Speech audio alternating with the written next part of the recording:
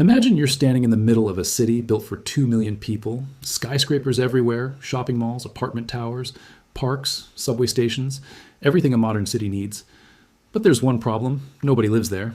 The streets are empty, the buildings are dark, the shops are closed. It's a ghost city. Now imagine there are hundreds of these ghost cities across an entire country, cities built for populations that never came. This isn't science fiction, this is China, right now in 2026. And the $60 trillion real estate bubble that built these empty cities is finally popping. When it fully collapses, and it will, it's not just going to destroy China's economy, it's going to take the entire world down with it. This is the story of how China built the biggest financial time bomb in human history and why 2026 is the year it explodes. Let's start with some numbers that should terrify you. China's real estate sector is worth roughly $60 trillion. That's not a typo, $60 trillion. To put that in perspective, that's bigger than the entire US stock market. It's bigger than the GDP of the US and Europe combined. Real estate accounts for 30% of China's entire GDP. And when you include related industries like construction, cement, steel, furniture, it's closer to 40%. This means nearly half of China's economy is tied directly to building and selling apartments.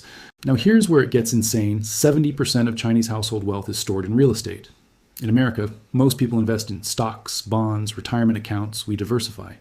In China, regular people put almost all their money into apartments, because for decades, real estate was the only investment that always went up. Buying an apartment wasn't just about having a place to live.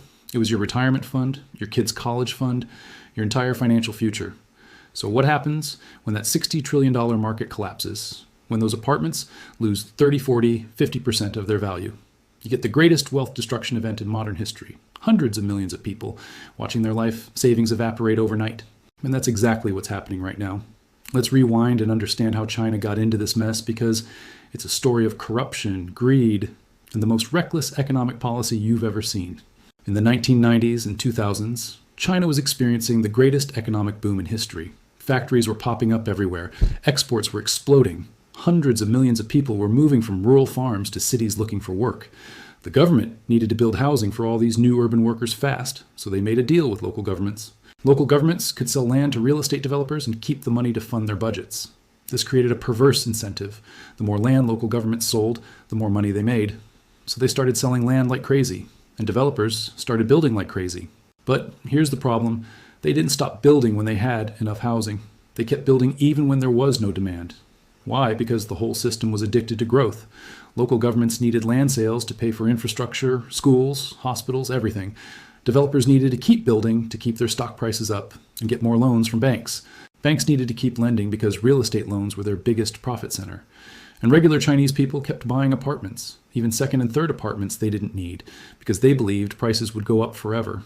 It was a feedback loop of insanity. Build, sell, build more, sell more, prices go up, everyone gets rich, repeat. Except it was all built on a foundation of debt and delusion. By 2020, China had built enough housing to shelter 3 billion people, but China only has 1.4 billion people. And because of the one-child policy and a collapsing birth rate, the population is now shrinking. China built cities for a population boom that never happened. Let me give you some examples of the madness. Ordos Kangbashi in Inner Mongolia, a city built for 1 million people, current population around 30,000. It's a literal ghost city, entire blocks of empty skyscrapers. Chunggong district near Kunming, built for 1 million people, mostly empty. They built a massive university campus, and nobody came. Tianducheng near Hangzhou, they built a replica of Paris, complete with a fake Eiffel Tower, almost completely empty. There are estimates that China has between 50 to 65 million empty apartments right now, enough to house the entire population of France. These aren't apartments waiting for renters. These are apartments that were bought as investments and will never be lived in. And here's the crazy part. Many of these apartments were sold unfinished. Chinese buyers would pay full price for an apartment that was just a concrete shell, no windows, no floors, no plumbing, nothing. The developer would promise to finish it. In 2 or 3 years, the buyer would take out a mortgage and start making payments immediately. But then the developer started running out of money. They had borrowed too much, built too much, and couldn't sell enough units to cover their costs. So they stopped finishing the apartments, but the buyers were still stuck paying mortgages on unfinished concrete boxes. This created a crisis. In 2022, Chinese homebuyers started a mortgage boycott, refusing to pay loans on unfinished apartments. At its peak, over 300 real estate projects across 100 cities were affected. People were literally on strike against their mortgages.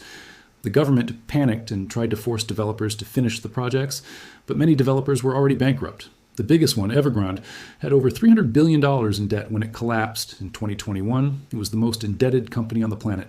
And Evergrande wasn't alone. Country Garden, another massive developer, collapsed in 2023. Shimao, Kaisa, Sunak. One by one, the giants fell. These weren't small companies. These were the biggest real estate developers in China, and they all went bust. So why didn't the Chinese government just bail everyone out? They've got trillions of dollars in reserves. They can print money. Why let this crisis happen? Here's the thing. They tried.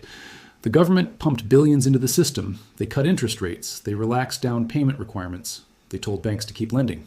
But it didn't work, because the fundamental problem isn't a lack of money, it's a lack of demand. Nobody wants to buy apartments anymore because everyone already has too many, and prices are falling. In Chinese culture, there's a concept called saving face. You don't want to be seen as the fool who bought at the top. So when prices start falling, people stop buying completely. They wait for the bottom. And when everyone waits, prices fall even more, creating a death spiral. Here's what's happening right now in 2026. Apartment prices in major Chinese cities are down 20 to 30% from their 2021 peaks. In smaller cities, the ones with all the ghost towns, prices are down 40 to 50%. But here's the scary part. This is just the beginning. Most experts believe Chinese real estate is still overvalued by another 30 to 40%, meaning prices need to fall a lot more before they hit bottom. If you're a Chinese family that bought an apartment in 2020 for $500,000, it's now worth maybe $350,000, and it might drop to $250,000 in the next 2 years. You're underwater on your mortgage, you owe more than the apartment is worth, and you're watching your life savings disappear. Now multiply that by 100 million families. That's the scale of the wealth destruction we're talking about. And it gets worse, because this isn't just hurting homeowners, it's destroying the entire Chinese economy. Let's talk about the ripple effects, because this is where it gets really bad. First, consumer spending is collapsing. Chinese people feel poor. Even if they still have jobs, their net worth just got cut in half because their apartments lost value. When people feel poor, they don't spend money. They save every penny in case things get worse. Retail sales in China are down, restaurants are empty, car sales are falling, luxury goods aren't selling. The Chinese consumer, the one everyone thought would drive global growth for the next 50 years, is tapped out. Second, local governments are broke. Remember, local governments funded themselves by selling land to developers. But developers aren't buying land anymore because they can't sell apartments. So local government revenues have collapsed. Some cities have seen land sales drop 60 to 70%. These governments still have to pay for schools, hospitals, police, infrastructure, but they have no money, so they're cutting services, laying off workers, defaulting on debts. Some local governments in China are so broke they can't pay teacher salaries on time. Third, the banking system is in crisis. Chinese banks lent trillions to real estate developers and home buyers, and a huge chunk of those loans are now bad. Evergrande owes banks over $200 billion. Country Garden owes another $100 billion, and they're never paying that back. The banks are sitting on mountains of bad debt, and they're terrified to lend to anyone new. This is called a credit crunch. Even healthy businesses can't get loans because banks are in survival mode. Without credit, businesses can't expand, can't hire, can't invest. The whole economy freezes. Fourth, the construction industry is dead. China used to consume 50% of the world's cement, 50% of the world's steel. They were building machines. But now construction is ground to a halt. Cranes are sitting idle, workers are unemployed. This affects global commodity prices. Countries like Australia and Brazil that sold iron ore and coal to China are suffering. And it affects Chinese employment. Construction and related industries employed over 50 million people in China. Many of them are now out of work. Fifth, and this is the big one, the Communist Party is losing legitimacy. For 30 years, the Chinese government's entire social contract was simple. You give up political freedom, we give you economic growth and stability. As long as people's lives kept getting better, they didn't complain about censorship or a lack of democracy. But now lives aren't getting better, they're getting worse. People are losing their savings, losing their jobs, losing hope. And they're angry, they're protesting, they're demanding answers. The government is cracking down hard, arresting protesters, censoring social media. But you can't arrest your way out of an economic crisis. If the economy keeps collapsing, the Communist Party faces a legitimacy crisis that could threaten their grip on power. Now, let's talk about why this matters to you. Why an American watching this should care about Chinese real estate. Because when China's economy collapses, it doesn't stay in China, it spreads everywhere. China is the second largest economy in the world. It's the world's factory. It's the biggest buyer of commodities. It's deeply integrated into global supply chains. If China goes into a severe recession or depression, here's what happens to the rest of the world. Global trade collapses. Chinese companies stop importing goods from other countries. That hurts exporters in the US, Europe, Asia, everywhere. Commodity prices crash, oil, copper, iron ore. agricultural products. If China isn't buying, prices fall, and that destroys commodity exporting countries. Supply chains break. Many companies rely on Chinese factories. If those factories shut down or can't get financing, global production stops. Stock markets crash. Major corporations have huge exposure to China. Apple, Tesla, Nike, Starbucks. When China's economy tanks, their revenues tank. And here's the really scary part: deflation. China is already in deflation. Prices are falling. And if they start dumping cheap goods on global markets to survive, they export that deflation everywhere. Deflation sounds good, cheaper prices, right? But it's actually terrible for economies. When prices fall, people delay purchases, waiting for even lower prices. Businesses cut production, unemployment rises. It's a death spiral. The global economy could slide into a deflationary depression, and central banks would have no idea how to fight it. So what is China doing to try to stop this collapse? And is there any chance they can pull it off? The Chinese government has a few options. None of them are good.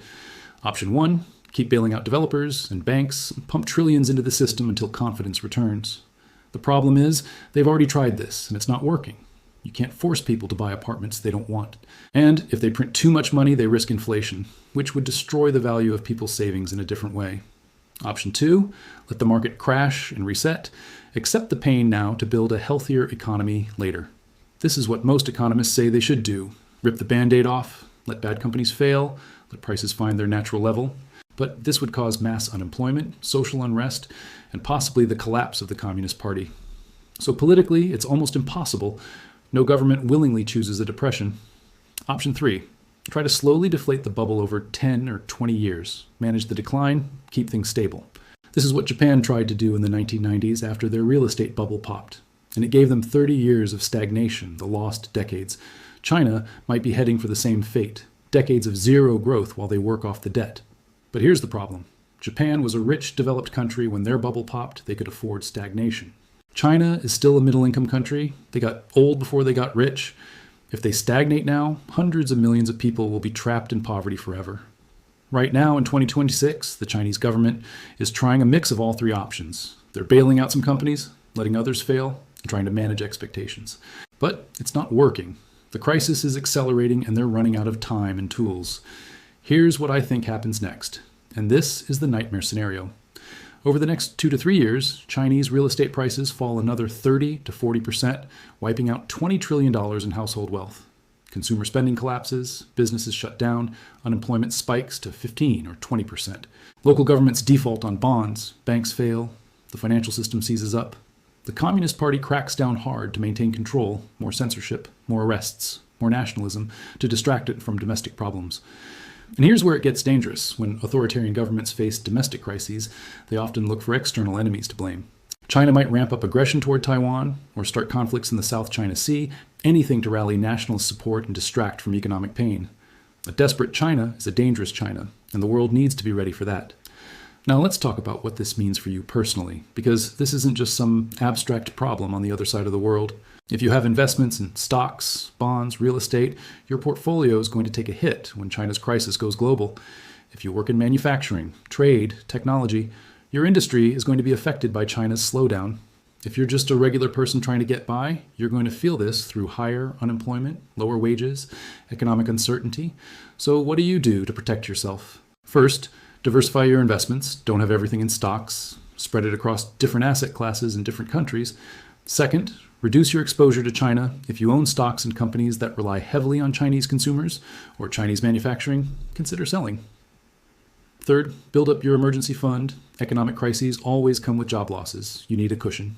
Fourth, consider hard assets, gold, silver, real assets that hold value when financial systems collapse.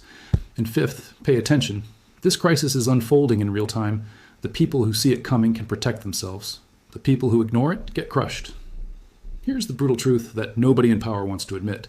China's economic miracle was built on a foundation of debt and demographics that no longer work. They borrowed from the future to create growth today, and now the bill is due. The real estate bubble was just the most visible symptom of a much deeper problem. China's working-age population is shrinking. Their birth rate is one of the lowest in the world. They're aging faster than any country in history. By 2050, China will have more people over 65 than under 15. That's an inverted population pyramid. It's economically unsustainable. You can't have economic growth when your workforce is shrinking and your elderly population is exploding. Japan faced this problem. Europe is facing it now, but China is facing it at a much earlier stage of development. This is the middle income trap. You get stuck before you become rich. And there's no easy way out. The Chinese government knows this, their economists know this, but they can't admit it publicly because it would cause panic. So they keep pretending everything is manageable, everything is under control. Trust the party. But the numbers don't lie. The ghost cities don't lie. The empty apartments don't lie. China built an economy for a future that isn't coming, and now they're trapped in the wreckage. The $60 trillion real estate collapse isn't just a Chinese problem, it's a global problem. When the second largest economy in the world implodes, everyone feels it. Your job, your savings, your future, it's all connected to what happens in China over the next few years. And right now, it's not looking good. If this video opened your eyes to what's really happening, hit that subscribe button because we're going to keep tracking this crisis as it unfolds. This is the biggest economic story of 2026, and the mainstream media isn't telling you the truth about how bad it really is. Drop a comment below and tell me, are you worried about China's collapse? Do you think they can avoid it, or is it too late? I want to hear your thoughts. And if you know someone who needs to understand this, share this video. Because the more people who are prepared, the better chance we have of surviving what's coming. Thanks for watching Empire Cycle. This is the real story of China's $60 trillion real estate nuclear bomb. The ghost cities were just the warning. The explosion is happening right now in 2026. Stay sharp, stay informed, and I'll see you in the next one.